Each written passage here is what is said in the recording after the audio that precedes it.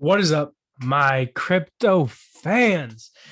Yeah, guys, I lost my video camera. I know, so the quality might not be as good, but who cares? Let's get to the point of this video. And I know I haven't recorded in a while. I know, I'm sorry, I've been on a trip. I just got back, but let's just talk about today. And as you can tell by the title of this video, I got my nose out here and everything. We're going to be talking about the common red flags in NFTs. And we got a list of about 5 common red flags that you guys should all know about because this is important. All right. Personally, yeah, I've lost a lot of money in NFTs. I've also made a lot of money in NFTs. Pretty much, I want to make this video so you don't lose a lot of money, so you can have a good understanding of what NFTs you should be investing into. So let's get straight to this video. All right. First thing is is the team doxed or not? What do you mean by doxed? Pretty much, do you know who the team is? So I'm gonna go over here to one quick example. I mean, me personally, I kind of like how this project is. The only red flag that I have against this project, Crypto Bear Watch Club, is that their team really is doxed. So what I mean by that is if you go down here, Meta Knight founder and CEO, Mindbender, Techno, Pixelator, Wild Karma. These guys, what I'm trying to say is that these guys, we don't really know who these guys are. But that's why, because it's busy. None of these say who the person is, the founder. I find the biggest things that you really need to know of that who needs to be doxed is the founder slash CEO and the artist. So over here, project manager, content manager, product coordinator, design director. Part of the design director needs to be doxed. We need to know who he is. A good example of a project being doxed is Invisible Friends. Go to Invisible Friends. We got like 2 main guys over here. Now Marcus Magnuson, and we got which is the artist over here.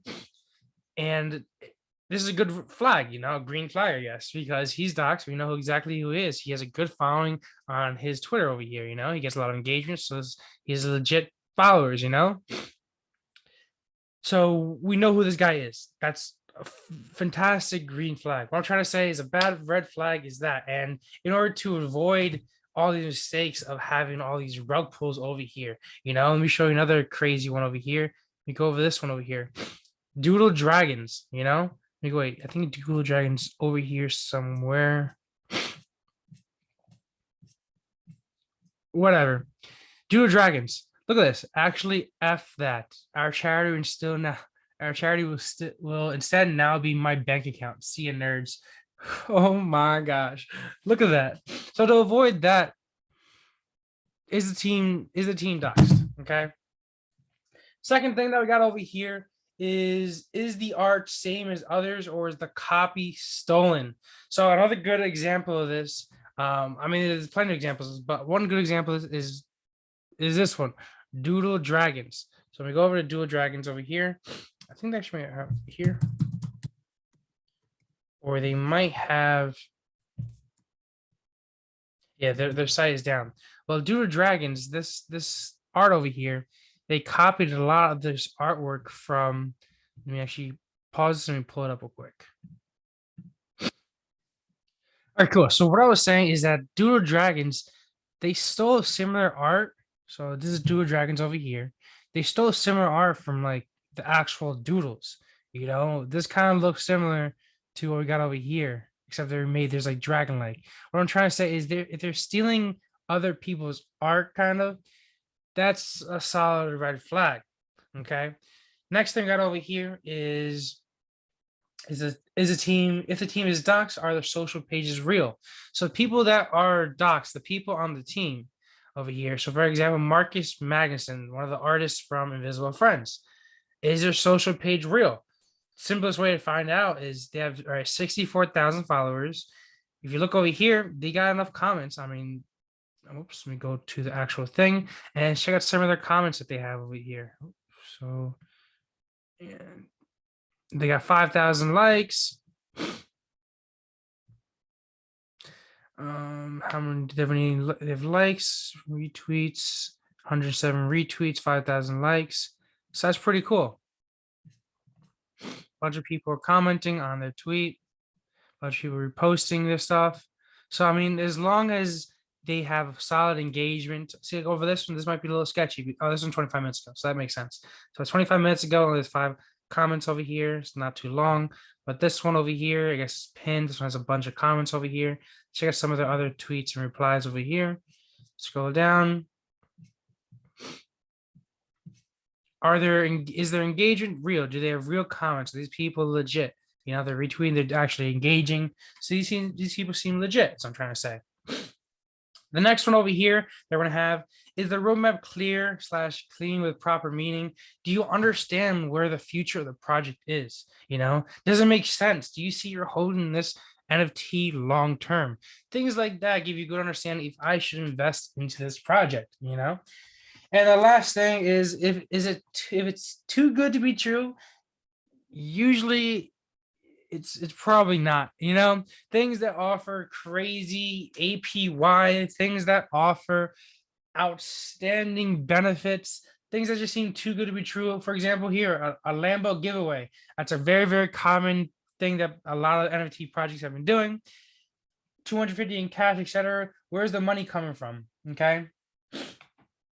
Other couple of red flags that we've seen in the past are the fake followers. Like I said, I was scrolling through this guy's page. Are they bots? So just look at the comments, engagement, things like that. Another one, which happened with actually Ring Financial, a DeFi or a DAS project, they would kick you out of the Discord if you ask simple questions that they might not be able to answer. It would be sketchy for them to answer, things like that. Are they banning you for asking simple questions in the Discord? Are they paying a whole lot of money for marketing? Because realistically, the way that these projects blow up is because if they have a good concept that makes sense, it's going to get the buzz around. You're going to get a lot of referrals, and people are just going to talk. You know, the NFT community talks about these projects, post on their TikTok, their social media. People will find out if you have a good project that makes sense. If you have a good idea, it's going to get out there. People will know about it. Okay. Is contract wallets and founders being released before mint day? So what I'm trying to say about this is, do they have a transparent kind of treasury? Do the founders' wallets, are you able to see the founders' wallets? This way you know if the founders buy anything before it's minted. This information should always be available before mint. If they still don't have the contract ready, the founder's wallet where the collection will be created should be released before the mint day. Absolutely. Another one, cool. Another interesting red flag is a high mint price. So when I was first starting out, there was this one, what was it called? Baby Ballers specifically, right? Let me see if it's even still here. Baby Ballers. All right, now let me go to the Discord actually. Have this, and 'twas a joke. Baby Ballers. They're 0.15 ETH to mint. That's a little high. Okay. And nothing's been going on with this. It's been, I think I got like 2 or 3 of these. I totally even forgot, to be honest. But this went nowhere. Baby Ballers went absolutely nowhere. Everybody's pissed on here. Just read by John Wall. We're all supposed to get like a bunch of, we were all supposed to get a bunch of tickets from OC tickets to one of John Wall's basketball games. To be honest, I'm not too interested in watching basketball, but I just thought it was a really cool concept that made sense, and I aped into this, thinking that I can get this before the game. I would sell the NFT, so when I also have my tickets, I can sell the tickets, things like that. But turns out this project went to SHIT. John Wall, I don't know. John Wall just didn't get chosen by a team or something like that. I don't really know too much about basketball. I'm not going to lie. But overall, nothing really happened to this project. Everybody aped into here. Everybody thought it was a great idea. You guys really do a lot of marketing, but it was just a really cool concept that made sense. And a lot of people aped into here, and a lot of people ended up getting screwed over from this project. The floor price of this went down. Developers here aren't talking anymore, and it was a shipwreck, you know. So I'm trying to say is, before you kind of get into a project, speak to the devs. You know, make sure the devs are active. Talk to people. Are we getting banned? Let me just do a recap real quick. Make sure you're not getting banned for asking simple questions. Are there fake followers? All right. Are they paying a lot for marketing? All right. Because projects should just naturally blow up if it has a good concept.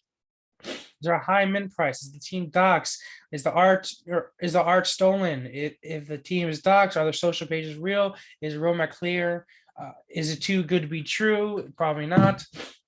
If so, probably not. Honestly, baby ballers, for example, let me show you a picture of what they actually look like. To be honest, is there a picture here? Okay, whatever. But this is one of my first projects I've ever really got into, and I lost money. But so I didn't really know too much, is what I'm trying to say.